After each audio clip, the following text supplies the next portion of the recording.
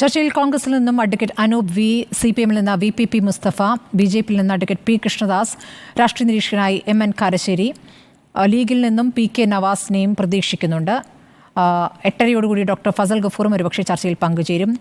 ആദ്യം ഞാൻ doctor MN കാരശ്ശേരിയിലേക്ക് പോവുകയാണ്. ഡോക്ടർ MN കാരശ്ശേരി, വഖഫ് ഭേദഗതി ബിൽ എന്തിനാണെന്നാണ് താങ്കളുടെ തോന്നൽ?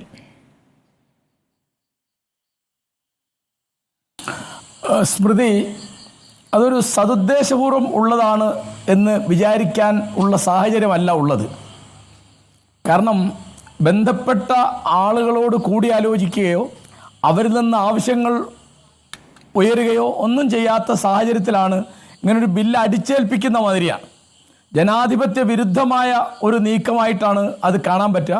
പ്രതിപക്ഷത്തിൻ്റെ, അതായത് നമ്മുടെ ജനാധിപത്യത്തിൻ്റെ വിജയമാണ് ഇന്നത് സംയുക്ത പാർലമെൻ്ററി സമിതിക്ക് വിട്ടു എന്ന് പറയുന്നത്. ഇപ്പോൾ ഇതിനു മുമ്പ് 1954 ആക്ട് വന്നത്. 95-ലും 2013-ലൊക്കെ ഭേദഗതികൾ വന്നിട്ടുണ്ട്. പക്ഷേ ഇപ്പോൾ വന്നൊരു വലിയൊരു സംഗതി എന്താണെന്ന് വിചാരിച്ചാൽ ദുരുദ്ദേശപൂർവം ആണ് എന്ന് ഞാൻ പറയുന്നത്. അതിലാലോചിച്ച് നോക്കൂ, 2 സ്ത്രീകൾ അതിൽ വേണം എന്ന് പറയുന്നത് തീർത്തും ജനാധിപത്യ നിഷ്ഠമായ നമുക്ക് യോജിക്കാവുന്ന ഒരു നിലപാടാണ്. പക്ഷേ അതിൽ എല്ലാ സമിതികളിലും 2 അമുസ്ലിങ്ങൾ വേണമെന്ന് പറയുന്നു. അതിപ്പോൾ ബഹുമാനപ്പെട്ട KC വേണുഗോപാൽ ചോദിച്ച മാതിരി ഏതെങ്കിലും ക്ഷേത്ര കമ്മിറ്റിയിൽ, ഇപ്പോൾ ഗുരുവായൂരിലോ ശബരിമലയിലോ ഉള്ള ക്ഷേത്ര കമ്മിറ്റിയിൽ അല്ലെ ദേവസ്വം കമ്മിറ്റിയിൽ അഹിന്ദുക്കളെ വെക്കോ? ഇല്ലല്ലോ. അപ്പോൾ അതൊക്കെ കൃത്യമായിട്ട് വഖഫ് ബോർഡിൻ്റെ സ്വയം നിർണയ അധികാരം, ഓട്ടോണമി നശിപ്പിക്കുന്ന എന്നുള്ളത് വളരെ വ്യക്തമാണ്. കാരണം ജില്ലാ കളക്ടർക്ക് അതിൽ അഭിപ്രായം പറയാനും തീർപ്പെടുക്കാനുമുള്ള അധികാരം കൊടുത്തിരിക്കുകയാണ്. ആ ബില്ലിപ്പോൾ നമ്മൾ കണ്ടിട്ടില്ല. 40 ഭേദഗതികളുണ്ടെന്നാണ് ഞാൻ പത്രങ്ങളിൽ വായിച്ചത്, TV കണ്ടത്.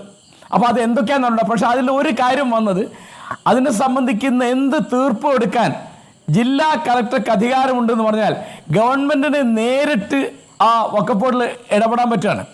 പിന്നെ ഇപ്പോൾ ഉള്ളൊരു കാര്യം എന്താണെന്ന് വിചാരിച്ചാൽ, ഇവിടെ റെയിൽവേയും ഡിഫൻസ് മിനിസ്ട്രിയും കഴിഞ്ഞാൽ ഏറ്റവും അധികം ഭൂസ്വത്തുള്ള ഇന്ത്യയിലെ പ്രസ്ഥാനം എന്ന് പറയുന്നത് വഖഫ് ബോർഡാണ്.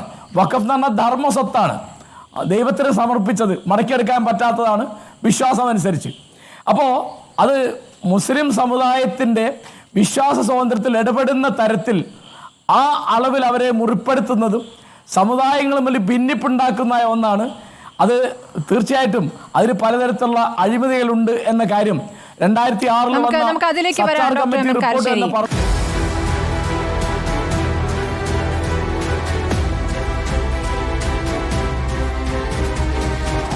ഡിബേറ്റ് വിത്ത് സ്മൃതി പരുത്തിക്കാട്.